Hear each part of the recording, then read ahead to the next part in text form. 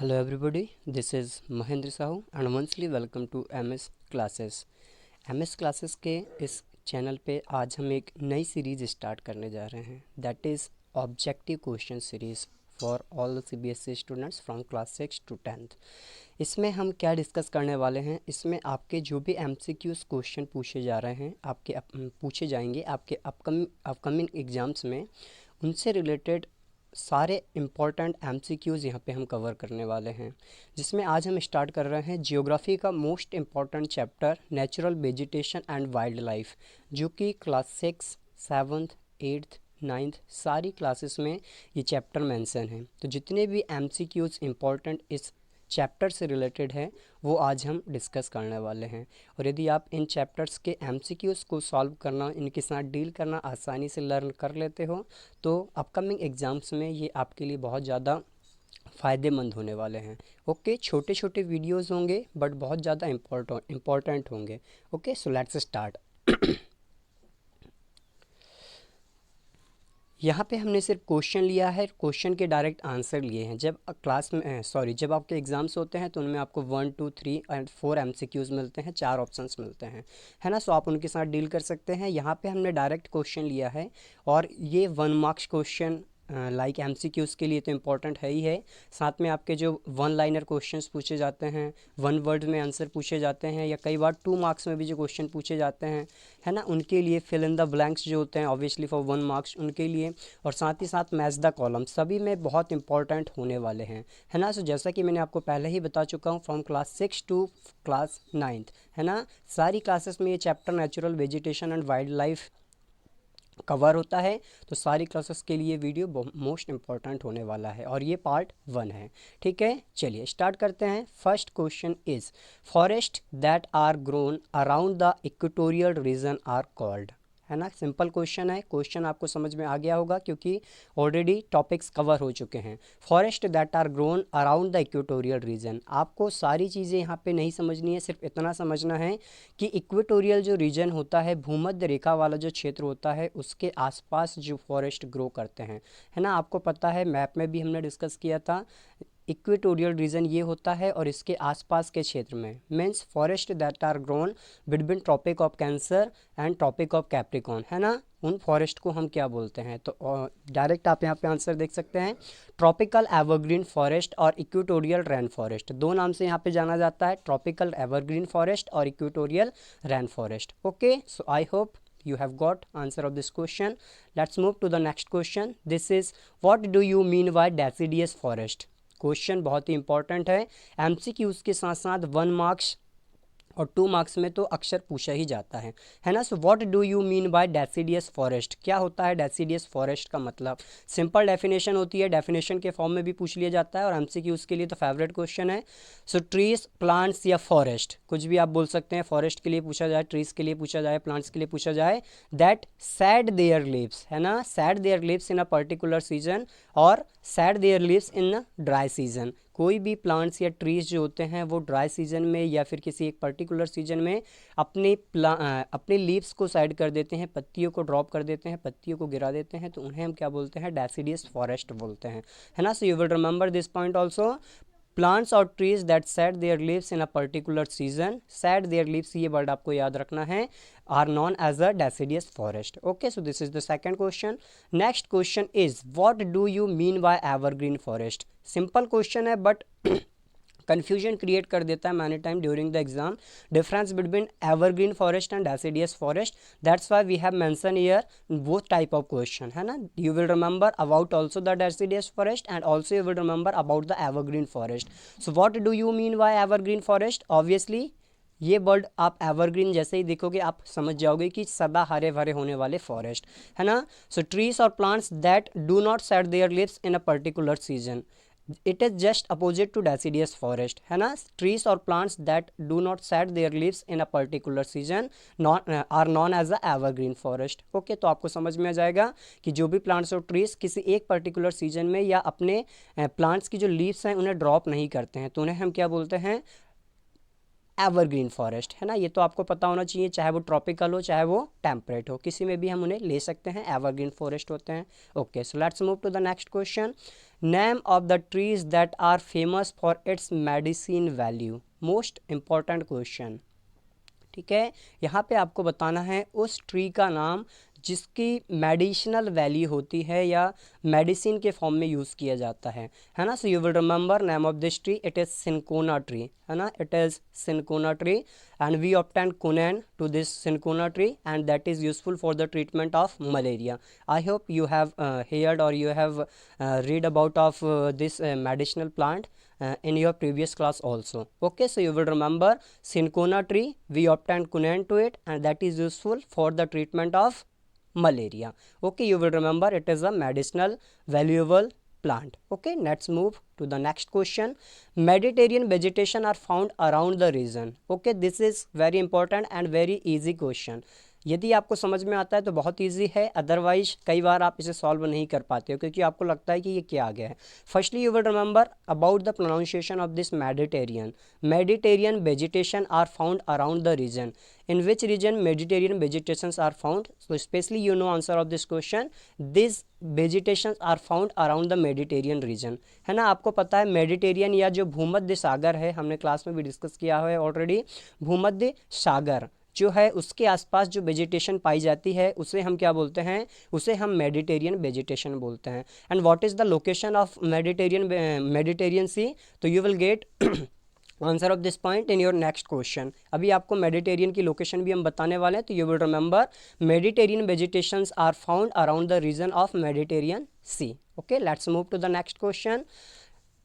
Trees like ebony, rosewood, mahogany, rubber etc are the example of which kind of forest, है ना। here I have given you name of some type of trees, that is ebony, rosewood, mahogany and rubber, है ना।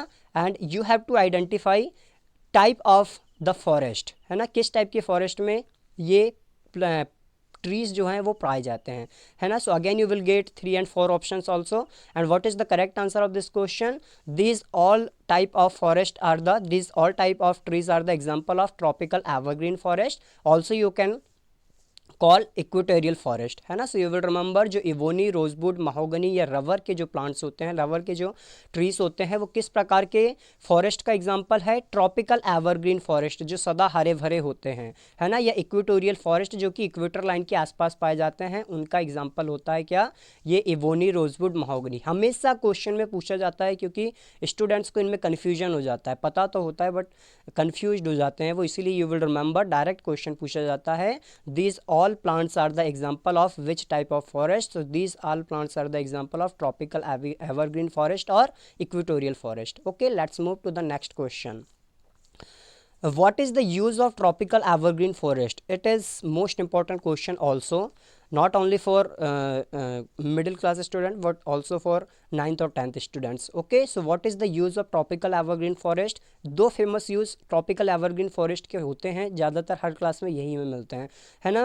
Tropical evergreen forest का क्या use होता है? तो tropical evergreen forest जो होते हैं यहाँ पे हार्डवुड पाई जाती है ना, हार्डवुड पाई जाती है and that is useful for furniture making and ship building. Okay, you will remember answer of this question, tropical evergreen forest are useful for furniture making and shipbuilding.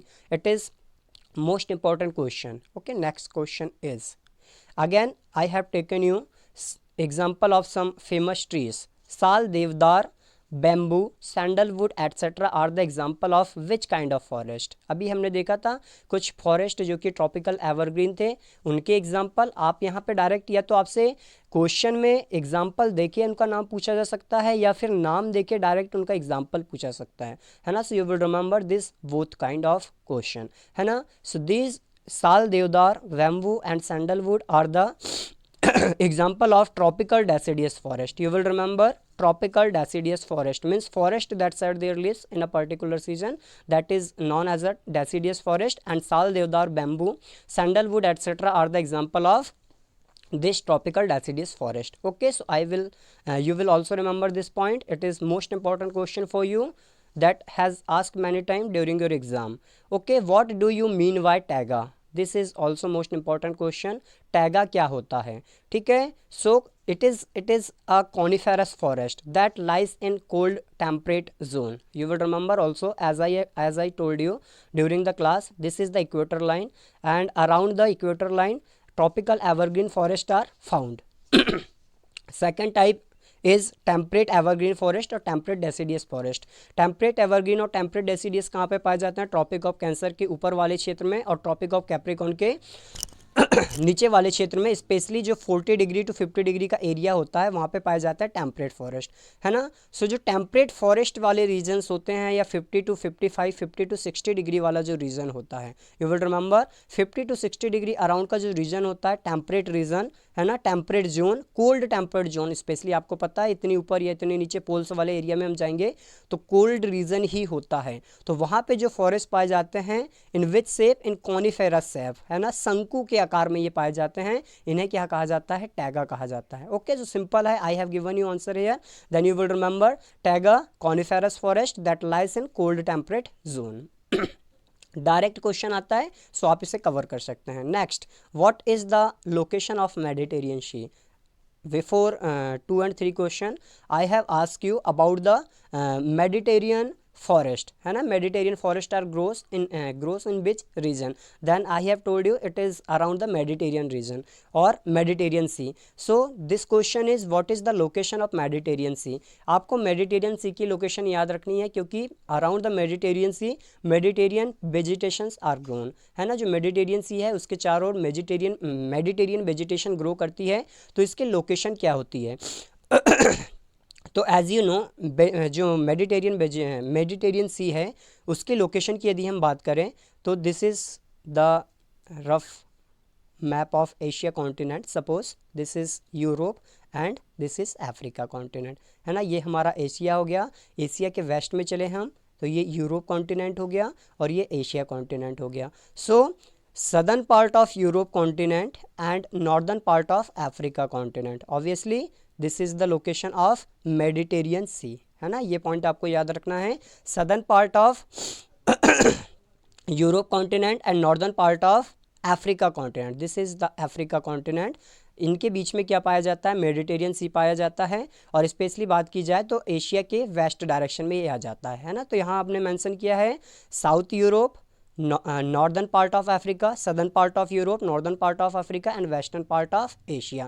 This is the location of Mediterranean Sea. Okay, so here we have completed 10 question that is related to natural vegetation and wildlife, and in this video we have covered MCQs related to forest, है ना। I have covered approx all the important question that has asked many time in exam that is related to forest. In our next video we will discuss about the grassland, है ना। इस topic में हम discuss करते हैं natural vegetations के बारे में और ऑल्सो हम डिस्कस करते हैं ग्रासलैंड्स के बारे में। ग्रासलैंड से रिलेटेड एमसीक्यूज बहुत इंपॉर्टेंट होते हैं, like Prairie grassland, like pampas grassland, है ना, जो होते हैं सवाना ग्रासलैंड। ये किस रीजन में पाए जाते हैं? स्पेशली कंट्रीज़ के नाम पूछा जाता है और इनको क्लासीफाइड करने के लिए बोला जाता है कि which of the following is example of tropical grassland, which of the following is example of temperate grassland, है ना। So that we will cover in our next video, है ना। वीडियो यदि पसंद आया तो ज़रूर लाइक करें, वीडियो को ज़्यादा से ज़्यादा शेयर करें और चैनल को अभी तक यदि सब्सक्राइब नहीं किया है तो इस टाइप के वीडियो लेने के लिए कंटिन्यू चैनल को सब्सक्राइब करें,